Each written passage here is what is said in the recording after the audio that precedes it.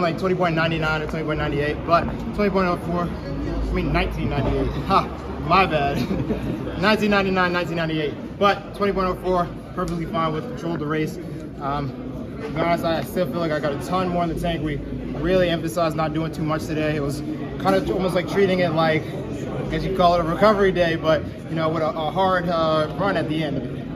Does the 100, doing the 3 rounds of the 100 before this for the first time, does it make you a little bit tired, or does it invigorate you for it? To be honest, I think it just makes me more excited.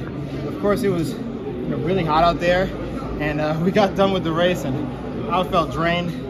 But this sun it's hot. It's really important to stay hydrated out here today, and I feel like that's kind of been the biggest thing and the biggest challenge is going to be the sun and making sure that I stay hydrated as we go through these rounds, because I've already done the 100 and now I got to go into the 200 with a little bit of a load on, but I don't think it's going to comprehend anything that I have planned for this week. Did you sleep after that 100? I did sleep at 1:30, but that was mostly because of treatment. Treatment went long into the night. Well, it wasn't even really treatment. It was really the fact that my food was taking too long to get there, and it took a long time to eat. Yeah, I did get to sleep.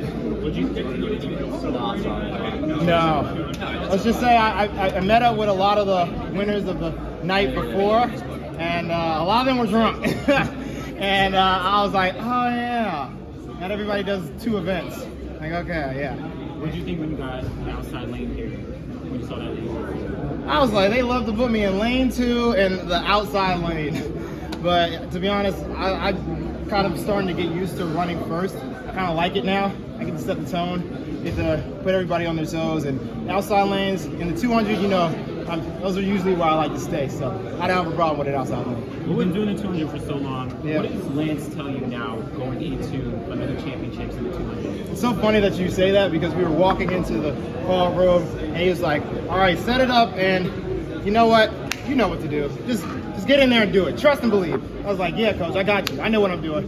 He was like, yeah. So we've gotten to that point where we know each other so well. We know what the goal is. We know how we've been thinking. We're very on the same wavelength. So it's no longer, telling me what to do. It's just, hey, bullet points, get it done. What did Lance say about the microphone? Was it like a 10 out of 10 or anything? Hey, we, he came into the back room. We celebrated. We were dabbing up. He was really excited. And then, hey, man. And then as we were sitting down for a little bit, I was like, we got to run another 100. I got to run that 9.7. I'm not okay with that 9.80. It was like, I had way more than say. He was like, yeah, I got a little greedy too. I needed to see a 9.7 on there. So, I don't know. Maybe head off to Prefontaine or something. You got a different celebration plan for the 200? I saw the hats, so definitely yeah. For the 100. You got one too? To be honest, hopefully we can rip another jersey. I've already said that I'm not ripping a jersey unless I get another American record or a world record. So that's the plan. Yeah. How does that combine? Is NBC? What are you paying for? What is NBC? Yeah. So at first it was me and my agent paying everything, and then as the season went on, NBC, we re-signed another contract with Comcast for the Olympic year coming up. I've kind of always since 2019 I've actually been in contract with Comcast. Usually a lot of Olympic sponsors will drop their athletes after the Olympics, but they really liked me and they said that we want to keep you on for the rest of the years, and we just re-signed and they've funded. Adidas said later on that they would fund as well. I just signed a contract with Visa.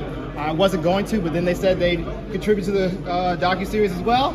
I signed that contract. I said anything for anybody who wants to put money into that. So to where it was looking like everything, now it's looking like maybe like 15% of me and my agent. So if none of those things wasn't snapped in, you would we would be funding the whole thing. No, I saw that you posted a bunch of this. Just a quick question. What do you know about Brazilian culture or anything like that? Anything like a food or something that you know about your country? No, the Olympics was there, and I didn't make the team. No, you shared the split of the 100 and the whole analysis. What did you take from that, seeing those numbers? The 60 meters. Finally running 6'4" in the first 60.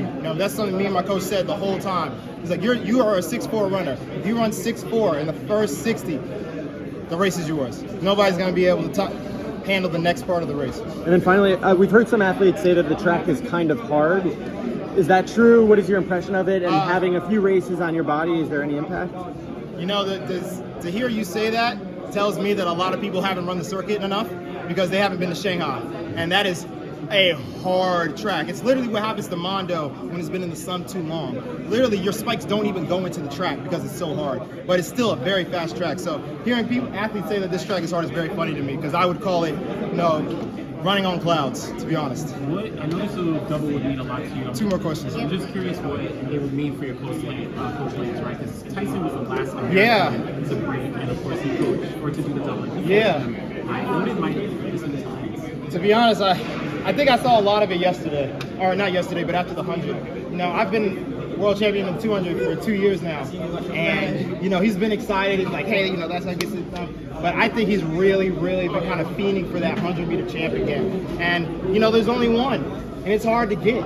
And since the last one he had was Tory Bowie, and it's just hasn't been hitting. And it's been a journey for both of us because we knew eventually we would get here. But to finally be here, I think it actually hit him a lot more. And now that we both know that the double is very much in sight, we're ready to make history. Thank you.